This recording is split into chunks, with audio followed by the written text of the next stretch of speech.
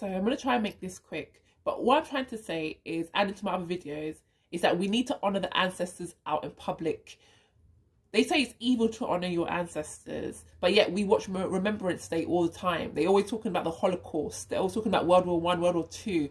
If you're Catholic, they believe in this saint and that saint and that. Jesus was an ancestor. His mum was a human. Mary is an ancestor if you're Catholic.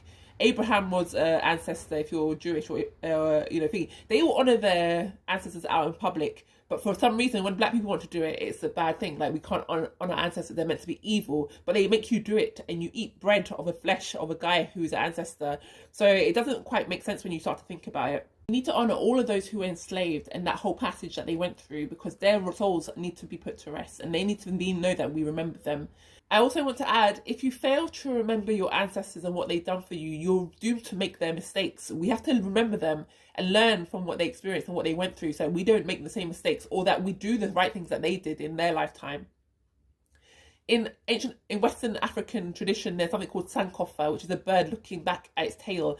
And it's a meaning. It means that you must go back and claim what was stolen from you. And that's what we should be doing as melanated people.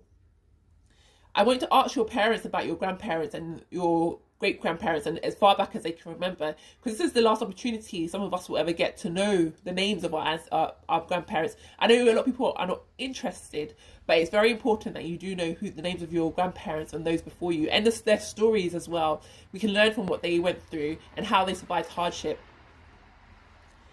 And I just wanted to add on top of that, like, we need to honour our ancestors in public. Like, we need to, like, whatever it is that you do, in West African culture, they would pour libations, which is practically like pouring alcohol or water on the floor to send off their ancestors, or just to say that they remember their ancestors and they're grateful. And so many of them were killed, like I said before in the previous video. So many, more than half the world's population of melanated people were killed in only of that 500 years ago, and they've never been let to rest. And their souls are probably why we live in such dreary realities, especially here in the UK. I believe it's the crying out souls of the people who've been killed in horrible ways by the people who were here and whose family are still in this country to this day. So we do need to honour them, to let them pass as well, because of some of the trauma and the torment that they went through in their passing, and they were never given funerals. So in a way, honouring your ancestor is like giving them a funeral. And letting them pass and letting them move on to the next life. It's not bothering them to do anything for you. It's just to send them off, or to let them know at least that you remember them. If you had children, you would like for your grandchildren and so forth and so on to just remember that you existed, nothing more. So do it in however you feel is necessary. But I just want to encourage people to not forget where they came from.